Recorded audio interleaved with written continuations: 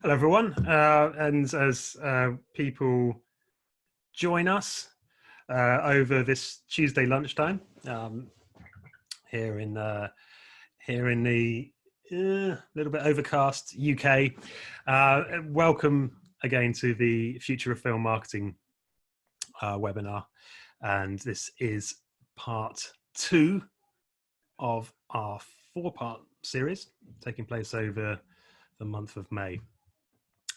So if you joined us last week, you would have heard from Wendy Bernfeld, Kieran O'Hurley, and Catherine Downs, and we were really talking about what the opportunities are for film in the current landscape, particularly in terms of launching films online, and some of the strategies that can be adopted from other industries which are used to selling entertainment online or more used to it, such as games.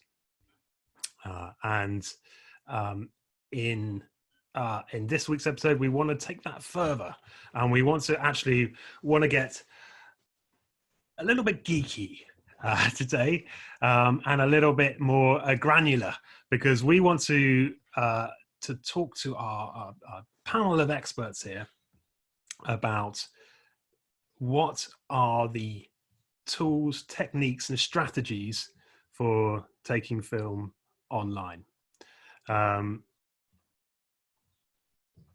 It's got a message there from Chris. Okay, so this is, as I say, I wanted to get into detail today. So we'll get going in a second. The webinar will last for 1 hour. There'll be time for questions. Shauna's here to assist with that. Hey, Shauna.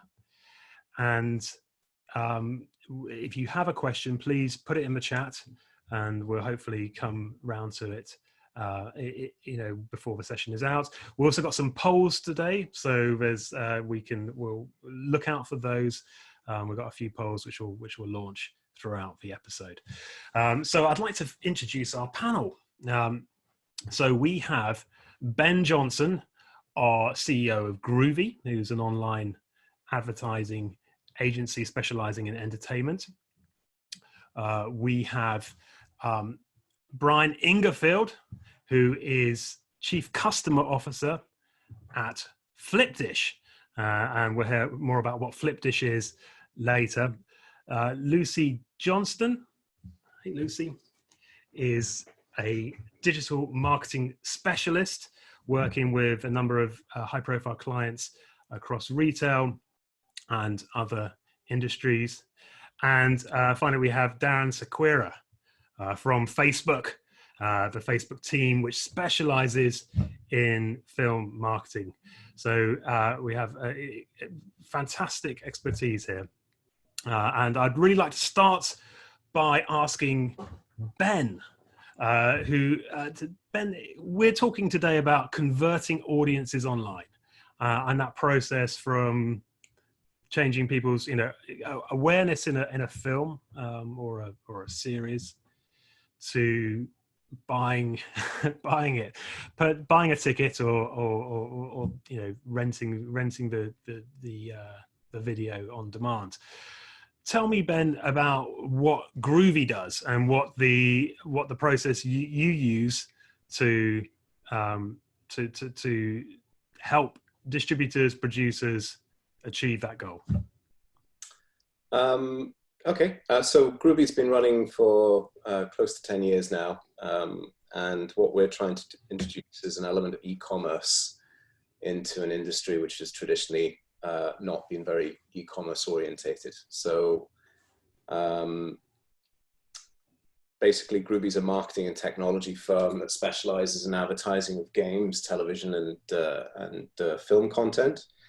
And what we try and do is offer a full stack of services to a potential client. Most of our clients work in the independent space, so they don't have large resources or budgets for design or web development. So essentially what we've done is we've broken our offering down into 5 key components. We obviously help our clients plan through the campaigns. We build pretty much everything that the audiences see online. We distribute those banners, the websites, the social creatives via various channels. So we're also responsible for doing all the media buy. And then we track in real time what happens via our own tools. And then we aggregate those audiences for future campaigns. So about 2 years ago, we raised money through Creative Europe. They have a fund dedicated towards technology, which has been great for us. We've raised quite a bit of money through them so far. And that's enabled us to build the next stage of Gruvi, which is this project called the Audience Project, or TAP for short. And TAP is something that we've connected up to all our systems. So anytime we're running a campaign for a client, we're recording those audiences for future campaigns. What we've noticed within the film space is you might be working on a comedy one week, and then next month you're working on a horror film. So those two audience sets side by side don't interrelate. But if you tackle film as a consortium or as a group of buyers, someone else might be able to take advantage of that audience at a time where that audience is still live. And generally what we've seen through all our analysis is that by using good sets of audience data, you can increase engagement by anything up to 3 to 5 times over the course of a campaign. So that's basically what Gruvi is in a nutshell. But our key focus of the last 2 years has been this idea of audience data. And so you're collecting that audience data then and segmenting it and how do your clients kind of access that, or how do you then take that to help people market their movies online? So the data processes that we have in place are automatically turned on for any campaigns that we run. It's up to the clients if they ask, we inform them of what we're doing. So, if a client doesn't want to share their data within the pool, they're perfectly able to do so. But it's just a natural process within anything that's started by Gruvi. Any campaign that we run is automatically connected up to TAP in the background.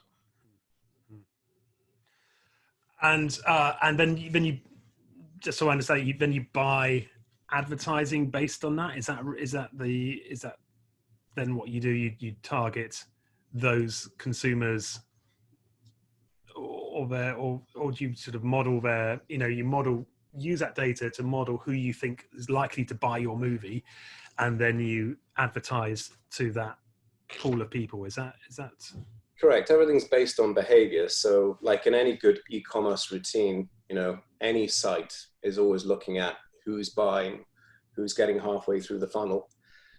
In our tools, we've had this thing called the Showtimes unit, which is our point of sale within this bit that we're monitoring. And so what we're linking our tracking through is how much interest did this particular pixel have in this film, the genre of the film, the type of film that the movie's about, then that's also recorded within our database. And essentially what that allows us to do is add an element of behavioral modeling into our media buy. So someone who's interacted with a Showtime, or watched a video for a certain length, or shared one of our experiences with their friends is a lot more engaged user than someone who just visits a website and doesn't do anything. So we have different buckets of behavior that we're recording against. We're able then to return to Facebook or Google and go, okay, we have this modeled audience for this type of film. They've expressed an interest in trying to buy tickets. Can we, get more of this type of user? And then we leave the actual selection or the creation of the lookalike audiences to the large platforms. So essentially all the data that we're dealing with is anonymous. It's just an ID.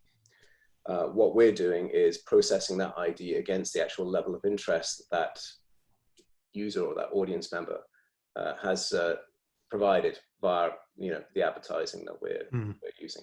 I got it. Okay, so you're tracking interest, and then you mentioned pixels. Can you just explain what that means? So the usual way that we work is via Google Tag Manager. So within Google Tag Manager, we have a setup in there that includes the ability to capture audience data around the behaviors that we define as being important. If you look at any standard e-commerce model, what's missing from our industry is the ability to track from ad through to the purchase of a ticket. We can get 70% of the way there. We have within our advertising, the show times for the film local to where the user is. So if they, enter one of our advertising experiences on their mobile device, we can track where they are. We can track, which cinema they selected. We can track which showtime they selected. And then at that point, when they go to that cinema to go and buy the ticket, that's where we lose them. But it's already a very strong marker on the intent to go and see that film. Thanks, Ben. I'd like to bring Derren in now. Derren, Ben mentioned, how closely he works there with, we seem to have lost Derren. He seems to have just dropped off there. So Lucy, let me come to you. So how much of what Ben was talking about there sort of sounds familiar to you when talking, when dealing with other industries, and this process, I think Ben alluded to there, is like attribution, and trying to whether that piece of advertising resulted in that ticket sale. Is that like a sort of another challenge you also find in other industries? Definitely. So it's something I work on a lot, is working out which bits of marketing are working best and which aren't. And 10 years ago, when people they were so excited about e-commerce because you could tell exactly which piece of marketing caused which sale. And it was, tools like Google Analytics, you could look in and say, okay, I ran Google ads for a month and I got from those Google ads, I spent £3,000 and I made £9,000 in sales. Everything's good. But what people found very quickly was that actually it wasn't like old school offline marketing had stopped working altogether. It was just that, as Ben was saying, it's really hard to track that final piece of the puzzle.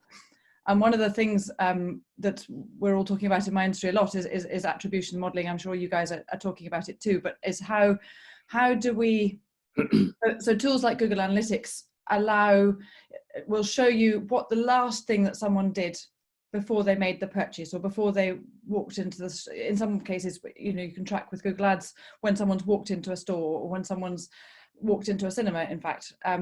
But what you're trying not to do is to give all the value of that sale or that store visit or whatever it is to the last thing that happened, because probably it's not as simple as someone Googles, I want to see a film tonight. I don't know which film, with what's on tonight, and literally goes to see it. Probably there's a run up of that thing. Maybe they start searching a week before, 2 weeks before. They might have a quick look on their mobile. They might be chatting on WhatsApp with a group. And so how do we give credit for those early parts of the purchase cycle effectively without waiting to be the final Google search that someone does and says, yeah, I want to see that film, I'm going to click it and buy it now? Because probably that was all, there's a big build up to that happening. And so we have to try and, as marketers, make sure that we are giving the full value to all the steps that happen beforehand, as it comes to that final point of the funnel. One of the classic examples of this is that when mobile advertising first started, people the advice tended to be to marketers, discount, so don't bid as much for mobile traffic as you would bid for desktop traffic, because people don't tend to buy things on their mobiles. Obviously that's now changed, but even still, probably for bigger ticket purchases, often people do tend to convert on a desktop. Sometimes they wait so for holidays, I've got a big holiday client, people tend to wait to do their final booking till they're on a desktop to do it. And the logical thing, if you're looking at traditional attribution modeling where all the value goes to the last click, is you would say, okay, don't bid nearly so much on mobiles. But the problem is if you don't do that, then people are doing all the research on their mobile phones, and therefore you're missing out on people at that early awareness raising stage. So the importance of an attribution model is and looking at Google and Facebook are all looking at these at the moment, is how do you work out if you've got large volumes of data, there are tools out there that can help you model it out and do it scientifically with a data-driven attribution model, where they work out where the value came from. If you're smaller, there are ways of doing it without exact numbers, but you can do it on a modeling basis. And it's a really, really important thing to think about for your individual business, your model and what you're doing, because otherwise you'll make the mistake of only investing at the bottom of the funnel rather than at the important stuff at the top. Oh, that's fascinating. And I think, there's definitely lots of parallels with film. Like, what's the festival premiere? What impact does that have on people's awareness? If you're lucky enough to get a talk show or some radio interviews or whatever, that general awareness, I suppose it's that journey, isn't it? From awareness to interest to desire to purchase, which is and it's trying to figure out how to join that all up into one sort of online and package. the more you look at it, the more you'll see opportunities to tracking. It's such a boring part of anything, but the more you work this out in advance, you can put in place ways of tracking those offline interactions, those early interactions, using UTM parameters, which are incredibly boring, but so fundamentally interesting once it tells you which part of your marketing is working well and which part isn't. So the planning of these campaigns, including the tracking, is as I say, boring but incredibly important. Yeah. Hey Derren, we lost you there for a moment, but welcome back. How much of that sounds sort of familiar to you in terms of I guess just looking at that attribution piece initially on Facebook? Yeah, I think we're all in the same, in a similar territory with this. What's really interesting to me, maybe if I track back a little bit, and sort of a bit of an anecdote, which is why I think this phase right now in entertainment marketing, film marketing, is so incredibly interesting, is if I think, I've known several of the people on the panel for a good few years, so I've worked on and off on entertainment for a good while. And at Facebook, I did a whole stint outside of the category, actually at FMCG, running the global partnership teams for FMCG. About 5-6 years ago, I came back to entertainment, kind of what I wanted to sort of come back to and progress for my career. And it was so interesting coming out of a category heavily steeped in measurement, in data and insights, and had give or take between FMCG brands and bricks and mortar grocery, with some pretty big data sets from people like dunnhumby and Kantar, very, very well established, third-party data sets that come from real purchase. And so coming out of that environment where they built, ROI models, and they were kind of very well versed in MMM models, which is just, big volumes of sales over time, measured against which media is actually, delivering the most bang for the buck. So coming out of that environment and having sort of brought Facebook into that space, as the sort of new maverick that didn't have any of those kind of, any of those data feeds kind of set up. I was actually, I shouldn't have been really, but maybe I was a little bit naive. I was quite shocked coming back in entertainment. I was like, wow, 6-7 years ago, it was still, we're going to put our trailers out there, and just with sheer kind of belief and the excitement that we have around the talent, and the interaction that we've had with the filmmakers about what they've done, this is going to be great.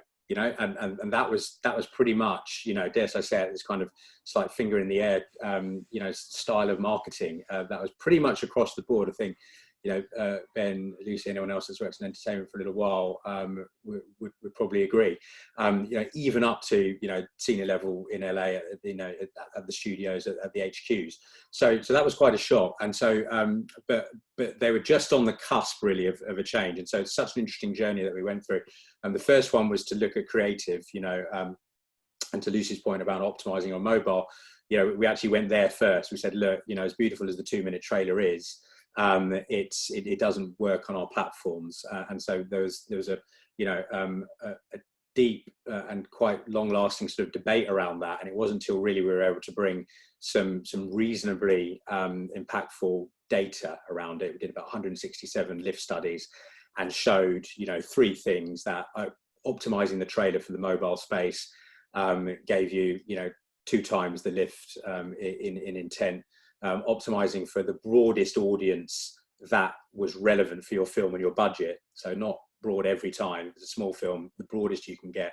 If it's a big 4-quad film, then pretty much, 16 to 34 adults and beyond. And then thirdly, optimizing frequency as well, the right phase in the campaign. So we found, 1 to 2 per person per week for trailers to get people to notice, and then 3 to 4 to get them to convert, as you get closer to launch of your film or launch of your home entertainment product.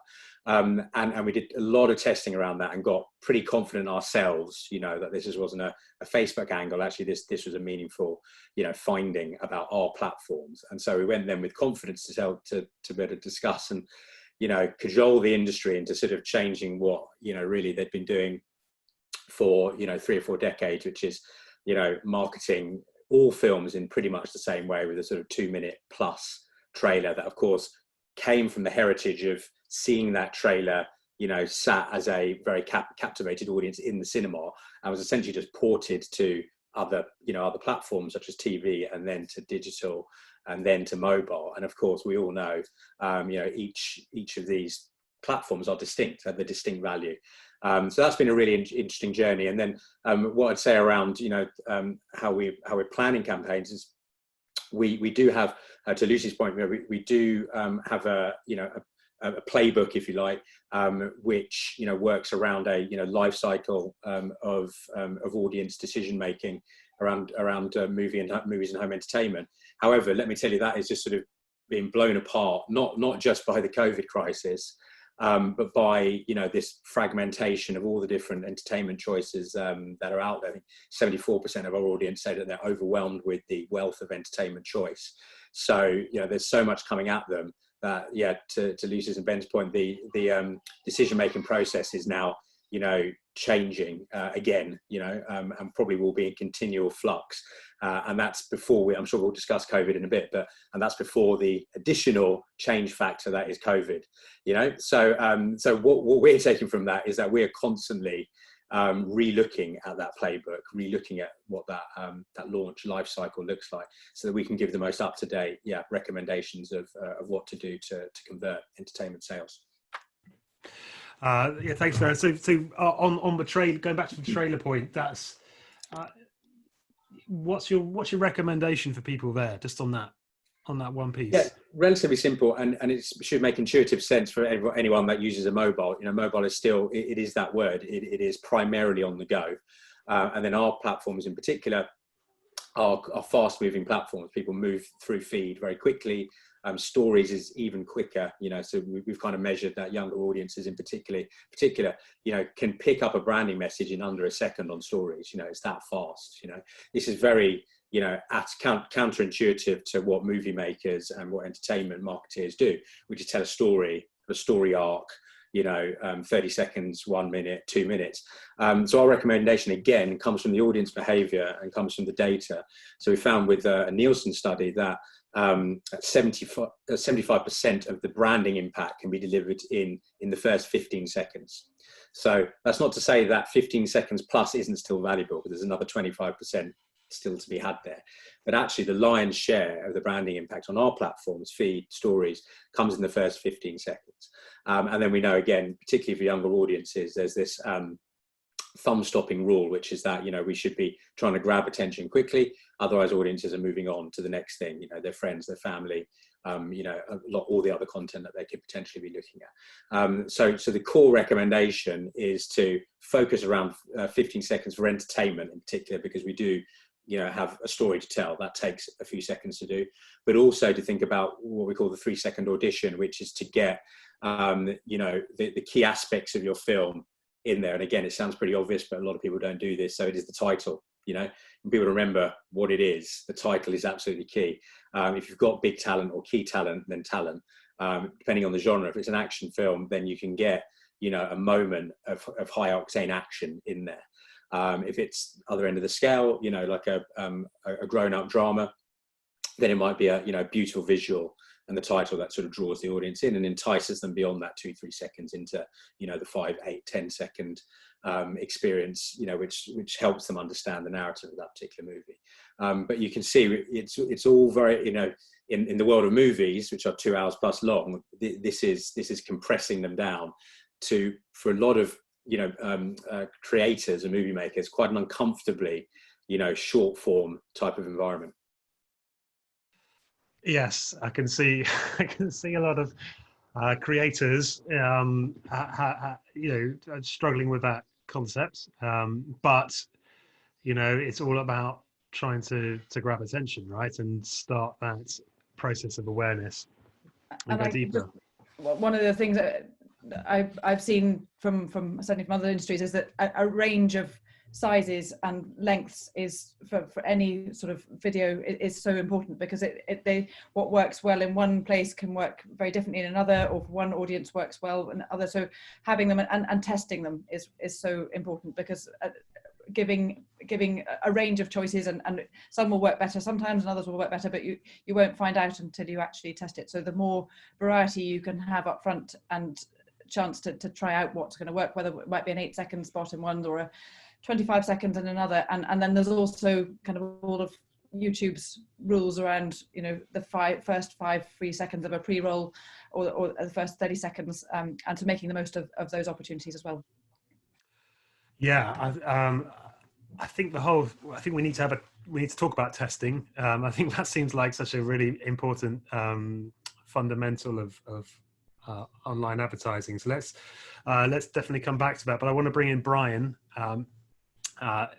Brian, tell me about Flipdish, Brian. What's the because this is a tech enterprise in the restaurant space, correct? Correct, Alex. Yeah. So Flipdish is a technology platform based in Dublin, headquartered in Dublin. Still small, 120 people currently.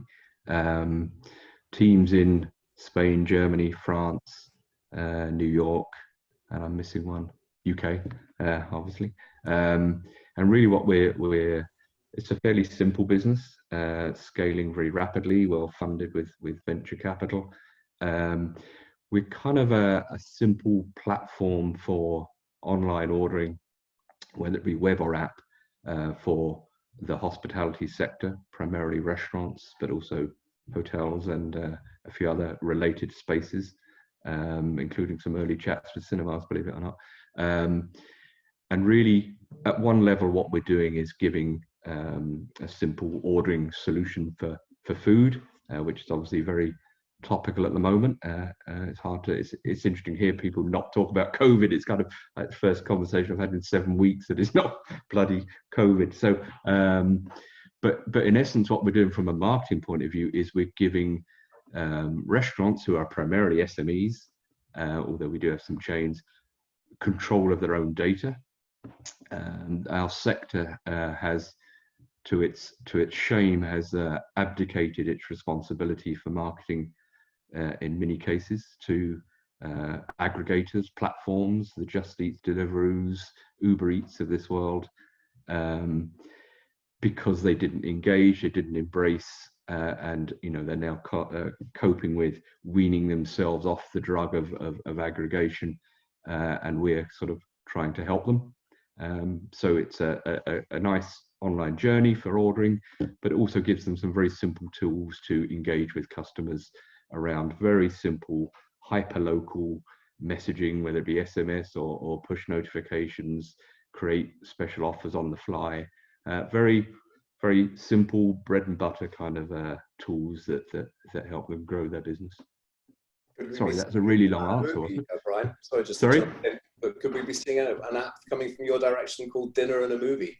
I'd love to see something like that. Well, it's strange. We started talking to, sorry, I'm going off a complete tangent now, but started talking to some UK smaller cinema chains around, really the conversation was around self-service kiosks, actually, which I think will have its post-COVID heyday in the weeks ahead as part of the plan to reopen, as we say.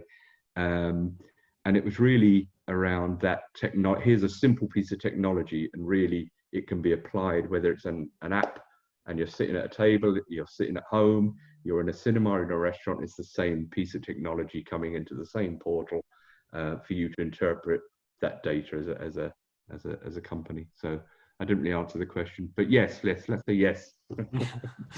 And I want to add babysitting to that that app as well. So do you so your business is more like B2B effectively, but are you still using these same techniques in terms of customer acquisition, or are you helping the restaurants do that? Is that but essentially a B2B business, and I was kind of, because I kind of feel like I as I said to Alex the other day, I almost don't fit with the subject matter, but I think the bit that I would say is the COVID piece has shone a light and exaggerated everything that we thought we knew. Certainly the B2B, in terms of getting that simple message across to, certainly on LinkedIn and other platforms, just been straight up what you're looking for, and people are open, whereas they might not have been open 7 weeks ago. But on the B2C side, I think helping restaurants talk to their customers, which sounds such a bloody basic thing to say,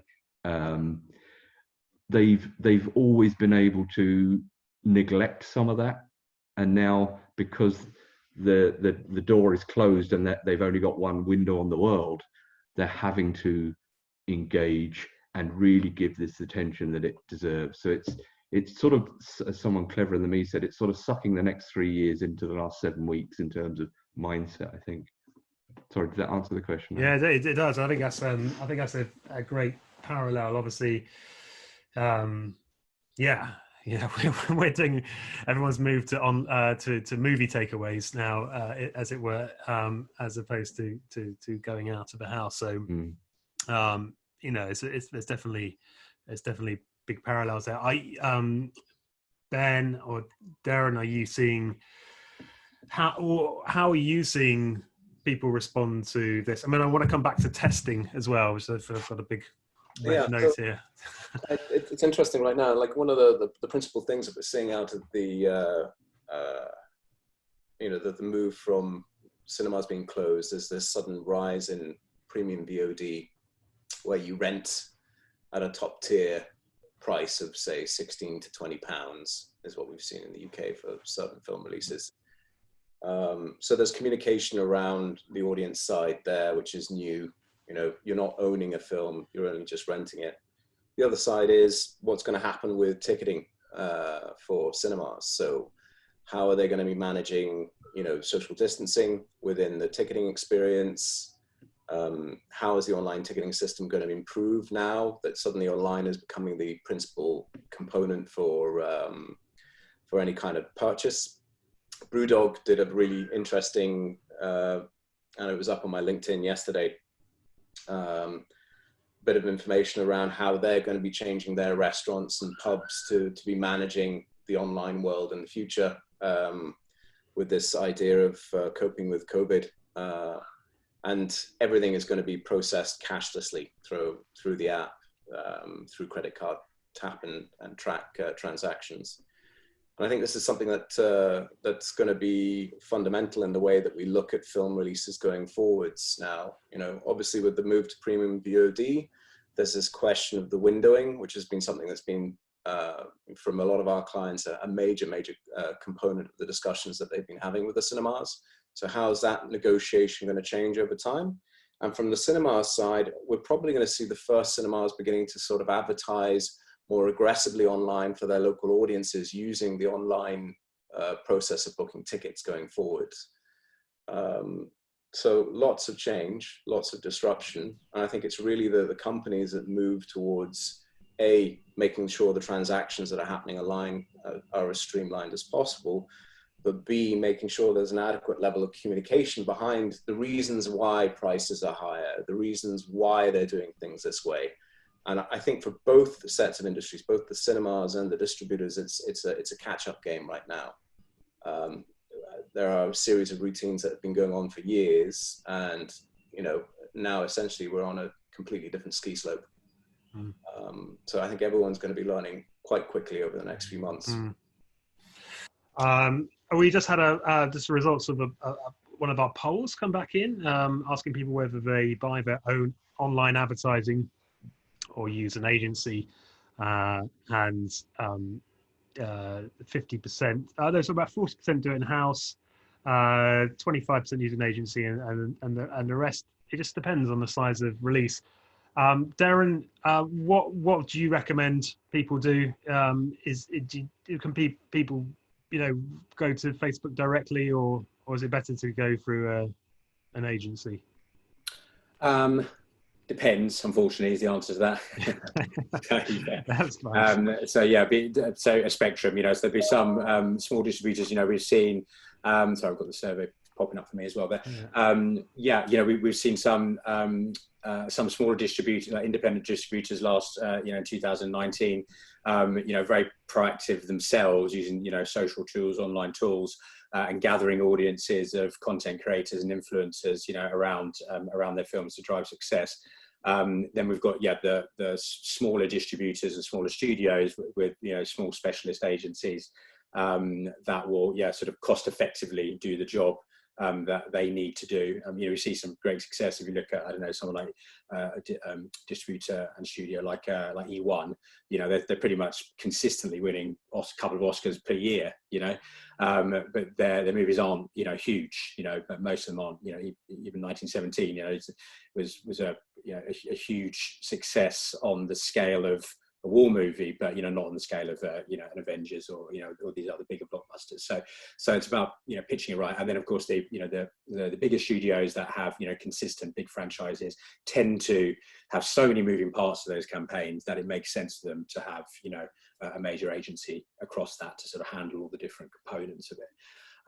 So that's on sort of activating and executing your campaign. It's really interesting. Ben and both Ben and Brian were saying, because it falls very much in line with something at Facebook, and I think a number of the people on the call and many companies are thinking about, but a bit of a mantra of ours is sort of real obsession over a couple of things. So firstly, removing friction from experiences. So Ben's talked about what that's going to look like, for cinemas, and in some of our COVID insights that we're seeing, cinemas coming up pretty low on the pecking order, like third from bottom, tops coming, kind of restaurants, garden centres, and is this Derren? Is this like research that you've done at Facebook? Yeah, that's right. So we've done we've actually run a COVID live webinar every week for clients and other interested parties, really just to kind of track it, what a very rapidly moving situation is on a weekly basis, and that's been a bit of Facebook audience insights, but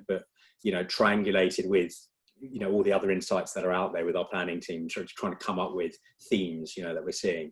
And so it's been really interesting to see the journey from the sort of chaos and slight panic, to be honest with you, of initial lockdown to settling into the new normal, to now this kind of re-emerge phase that we're in, and that now nothing will be the same, and all industries will be the same. No industries will be the same as they were, and it's interesting, some of our mantras from pre-COVID still stand. So that point that Brian was making, removing friction from experiences, this is going to become, compressing that 3 years into now the next 7 or 8 weeks is absolutely right, because we're saying, look, obsess about removing friction from whatever business that you're in. If you're in home entertainment, allow people to get to the film in a couple of clicks. If you're a local restaurant, allow them to get to their favorite order from their local restaurant, again with in 3 clicks out the door.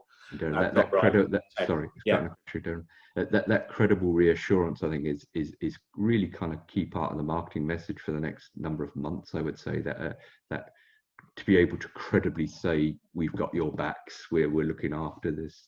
And then the other question, which is selfishly was going to abuse my position on the panel here to ask Derren a question, was have Facebook noticed anything in tone?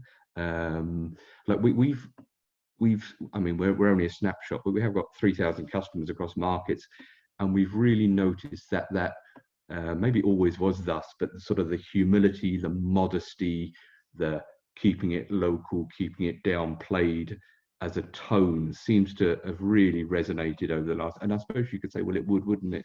Because we're all in that kind of hyper-local mode. I'd just be interested if Facebook have sort of done any anecdote or any views on tone and what works.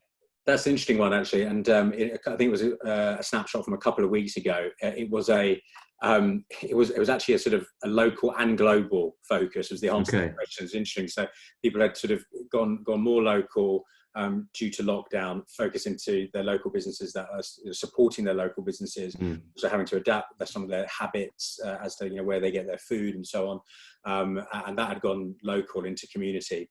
But then, because of the global nature of the of the crisis, there was also this sort of news and entertainment global kind of outreach, whether that's kind of trusted news sources, trusted information, which was definitely seen as something that with a lot of the misinformation that was out there that people were hungry for, as well as back to entertainment, what we saw from families unsurprisingly looking for distraction, and young audiences unsurprisingly looking for entertainment, particularly if they're sort of isolated at home, quite often on their own. So actually the sort of dichotomy to that answer, but very much relevant to that distinct experience I think we've all had, which is organising ourselves on a local level, but wanting to understand the global impact of this event. So what are you counselling distributors to do, based on this research, Derren? Is it what can people do? I mean, is it it feels like it's the circumstances beyond our control, I guess. I guess is what can people do now in terms of releasing movies? What's the best way to connect? Be interesting to get traction now. I mean, what people think it should be thinking about moving forward? Yeah, sure thing. Yeah, I mean, I'll say from Facebook Movies' point of view, it'd be interesting to see what the other panelists say, and particularly Lucy. I think it's really interesting for the entertainment and the movie category to hear about categories outside, because it's so rapidly moving that no one's got the silver bullet, and Facebook's included in that. But we do have we're working on a back to theatre, back to cinemas plan. It's got 3 pillars to it. The first is insight, so we're going to sort of take that COVID live insight piece and focus that into a cinemas version of that. And we've been asked by the industry to help them with the nuance, so what are different audiences feel. So we know that there's reticence to go back to cinema. Okay, we get that. Don't need Facebook to tell us that. But what are different audience segments feeling? And that will direct how those initial titles that come into the market. So it looks like Disney and Warner Brothers are going to be the first coming in July, if that goes ahead, with a family title Mulan and with an adult title Tenet, a Christopher Nolan film. And so we're working with them on how and how do we position this? This isn't going to be the normal launch cycle, playbook that we normally do. How are we going to adapt? And so we need to use the latest insights and as nuanced as we can get them to inform that. And bit of a plug, that's a webinar of our own coming up, so we can send you that link and you can get that out to your listeners, because they'll probably find that helpful as well. Second pillar of that is products. So we've got our own Showtimes product. Google have a Showtime search. So we'll do our bit in communicating what Ben was talking about, which is this completely changed cinema going environment. Less films, more spaced out, physically spaced out. Booking system is going to be going to have 2-seat gaps in it. The booking companies are already getting their technology ready for that. So that's going to be a whole sort of slightly relearning of what the cinema experience looks like. And then the third part for us is specifically co-marketing. So, can we actually go a bit deeper with, the early studios to bring films out and, maybe bring their film together with our products in some way, and or indeed work with the industry, speaking to the industry bodies like the UK Cinema Association on how can we support, and I think all platforms should think about this, on the sort of back to cinemas message. And that's not just about convincing people to go back and watch movies. It's about showing them that health and safety has been covered, helping them understand, what the booking system and, to Brian's point, what the food and the confectionery outlet, is gonna look like, if it's going to be via an app and a kiosk, obviously completely different to queuing up as you would normally do just before the film. So all that, so how can we? So that is very much a collaborative effort across the industry, and we're trying to position ourselves as sort of a neutral supporter in that as we come back, hopefully in July onwards. That's fascinating, and great initiative there. And thanks, Lucy. Can we just talk a little bit about testing? No, yeah, no. I'm just thinking I'm Matt Hancock or something now, and I say testing. That's got connotations at the moment. No, in terms of split testing, I guess on campaigns, A/B testing. What is that? How can you use that effectively in a digital marketing? How can film distributors use that principle when they're starting out their campaign? What are the sort of principles of that? So it's interesting. It comes on something I was thinking about listening to Derren, that one of the things we've been seeing in the last few weeks is that where before we might have used other sources of data other than the biggest providers of data like Google and Facebook, one of the things we're seeing is that only Google and Facebook have got enough data in such a short time to be able to spot trends and give us insights. So for example, bidding algorithms, we found that any of the smaller platforms you might have used for bid management or whatever simply haven't got the data to be able to react and respond to the new paradigms of how people are behaving, and we've had to sort of pull things back from using other sources to using Google's and Facebook's own algorithms because they have got enough data to be able to do it. So generally, I guess testing the more, it's always a balance between how fast you can do it and how much money you've got to put into it. But I've always worked with clients, certainly with video content, to put it on YouTube, put it on Facebook, and certainly even in a non-paid way, to start seeing how people respond to video. So there's all sorts of great tools to be able to let you see how quickly people stop watching your content or whether they watch through to the end, what they do when they get there. So it's making use of those platforms' innate ability to track what's going on, to then inform and plan your marketing campaigns from there. So early testing, putting enough budget onto it to get enough data early on so that you can then use that for the wider campaign. And then it's all about making sure that you've planned the test. And sorry, coming back to my boring point about tracking, but that you think about what the end goal is. So one of the mistakes I've seen clients make when they move online is that they think, oh yeah, we can track online sales. That's the thing we want to track, and defining that as the key KPI, if you like, for any particular piece of work. But there's so many other things that need to be tracked as well. So whether people click to watch a video, whether they watch the whole way through, whether they subscribe to a newsletter or follow on social media or whatever it is, all those what we in our industry called micro conversions are so fundamental. When they're tiny at the time, but using those to inform general engagement and whether what you're producing has resonated with your audience or not is a really fundamental part of that testing process.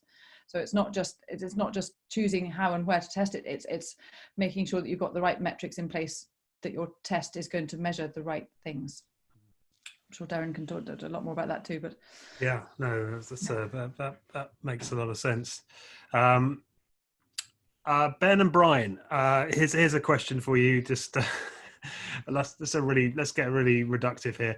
I'm a film distributor. I've just got 2,000. Oh, let's say we got 3,000. That's a small budget to spend online. $3,000. What should I do with it? Where and Ben, I suppose where are you seeing the best ROI at the moment? I would say if we look at sort of annually, 50% of our spend goes towards Facebook across Instagram and Facebook itself. It's definitely the more effective platform that we've seen for reaching a wider audience. But with film, the interesting thing that differentiates it from FMCG is that the creative is just incredibly important. So one of the principal mistakes that we see happening within independent film is because the film is produced 1 or 2 years in advance, the production's already moved on. There's only a 3.5 minute long trailer that's available and a movie poster that's been designed 6 months ago that can't react to some of the latest news that comes out. Because the more current things are, say you've released a documentary or a film that's about something that's really breaking into the news cycle, your art team should be able to react to that, to include that into the into the creative. So everyone talks about programmatic in terms of being the in thing for video and for display campaigns, but the thing that's often missing is the programmatic capability of the artwork as well. And you've really got to look intelligently at like what your film message is saying, because remember, you're persuading someone to give up their valuable time to come and check out your thing. It isn't, you know, here's an ad, I've paid for the ad, you're going to buy the movie now. It's much more, you know, as we're seeing from this conversation, this idea of tracking through the micro wins of each stage to actually then make sure that when someone is in the foyer of the cinema, they're having a debate with their friends about your movie. And this is where the creative is incredibly important too. Yes, you can do a lot with small budgets, but you know, you can also do a hell of a lot with good creative approaches.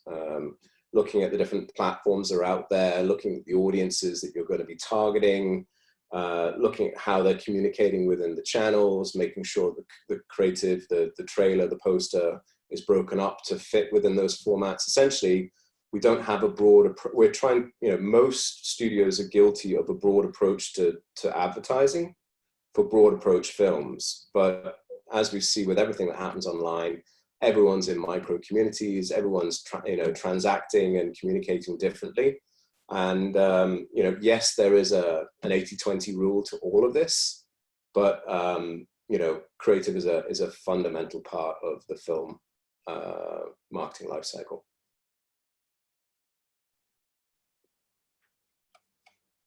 Alex, you're on mute, by the way. Yeah, thanks. We've just had I sort of got excited because we had a question come in about TikTok, which just between all of us is the bane of my life at the moment with my daughter. What, are you seeing any impact of TikTok on campaigns? Brian, is that something restaurants are utilizing?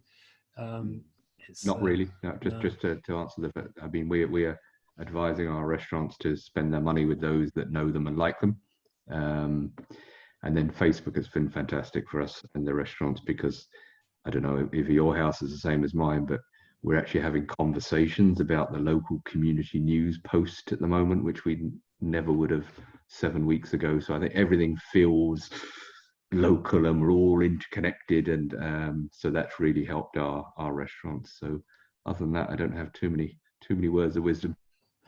Yeah. Ben, are you seeing TikTok? Is that a little? Not really no. From us. No. We've had another question here for Lucy. Lucy, what would you advise to a startup in the infancy of developing their marketing campaigns in terms of ideal testing period, especially on split testing, in order to gather valuable data? That sounds like that might require more than 2 minutes to answer, but it's something that, again, I'm afraid has all changed probably. I mean, if you'd asked me 3 months ago, it was one answer, and there's probably a fairly standard answer, but now everything has changed and you couldn't use any data you've had from previously to inform it.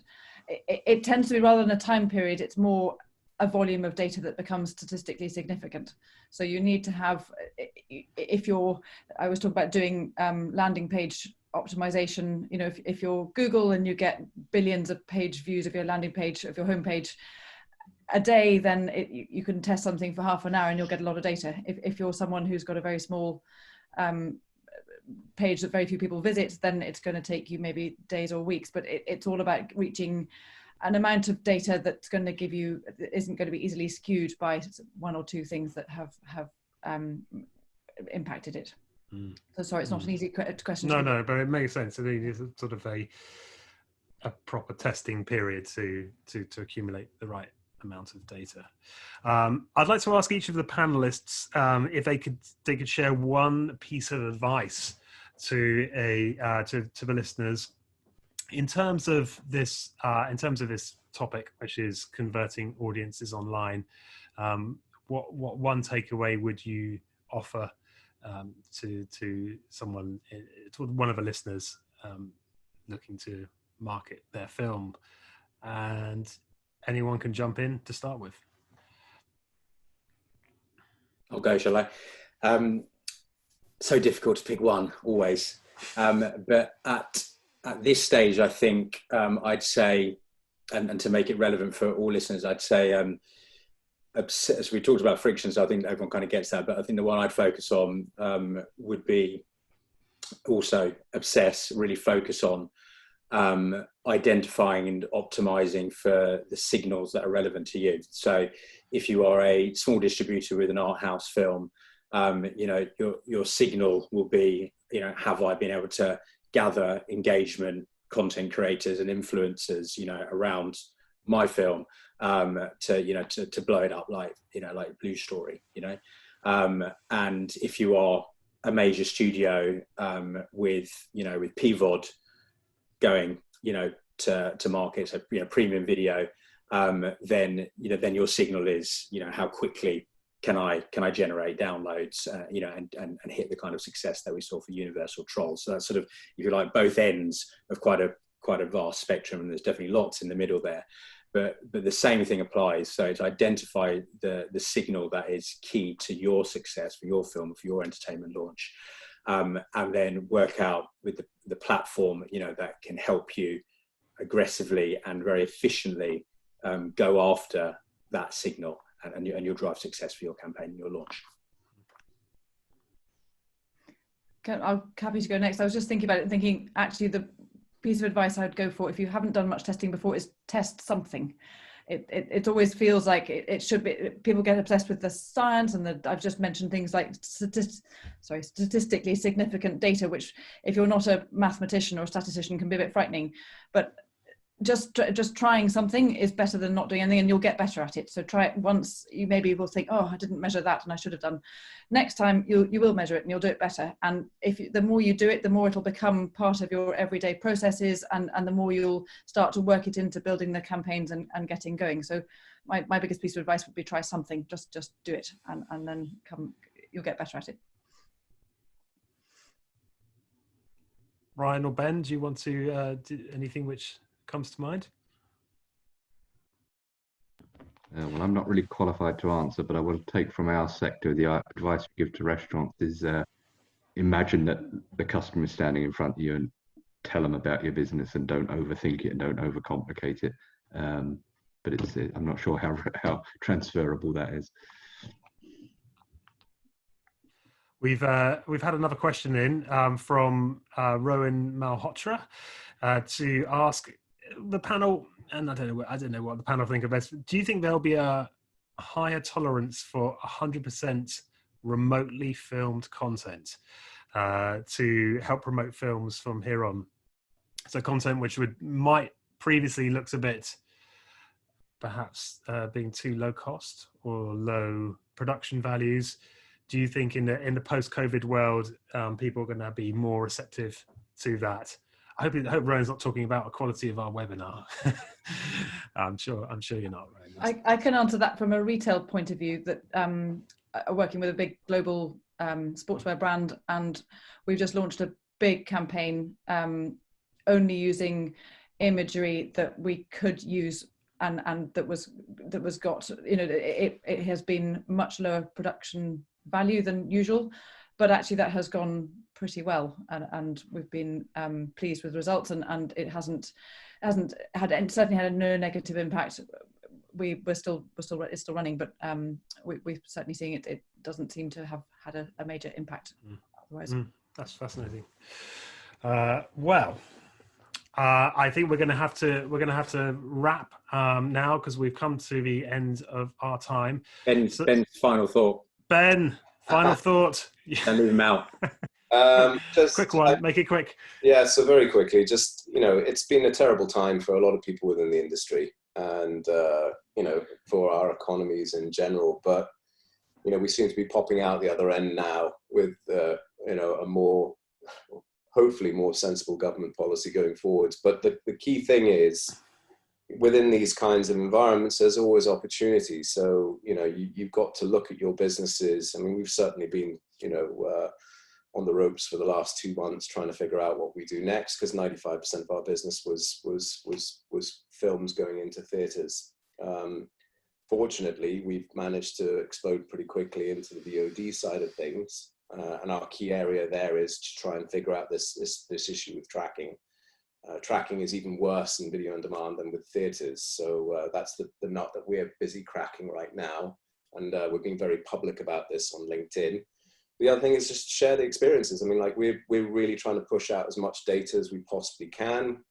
You know, if anybody wants to reach out and ask a few questions, by all means, you know, we've got, you know, people working in different parts of the world around Europe. And I think it's really just an opportunity to make something, you know, stronger and better, because, you know, there's a chance that this will happen again next year, and we've got to prepare our industries for that. I think everyone has learned a lot from this experience. So maintaining a positive mindset is one, but also being pragmatic about the future and realizing that, you know, within our businesses, distributors rely on cinemas and cinemas rely on distributors. And, you know, this is an opportunity to get the two to actually start to coalesce towards the common objective of getting more bums on seats at the end of the day, which is why we're here. Well said, Ben. That's a great. I couldn't have said it better myself. It's a great way to end it, and I echo that. So yeah, thank you so much, Ben and Lucy and Brian and Derren, for sharing, being so generous today with sharing all your insights. And thank you all of our attendees for joining us. I hope it was useful. We will return next week for part 3 of the future of film marketing, where in a slightly change to the advertised schedule, we're going to be talking about branding and this idea of film as a brand, and how can we use that principle of branding to take into film marketing, and also how can we maybe build up our business or label or catalog as a brand. And we have some fascinating panelists next week, including from Daniel Roby from Think Jam, and Finola Kerrigan, who's Professor of Marketing at Birmingham University. So anyway, thank you so much for joining us. We will share the recording of this video, and see you next time. Thanks, everyone. Cheers. Bye. Stay safe. Bye-bye. Bye, everyone.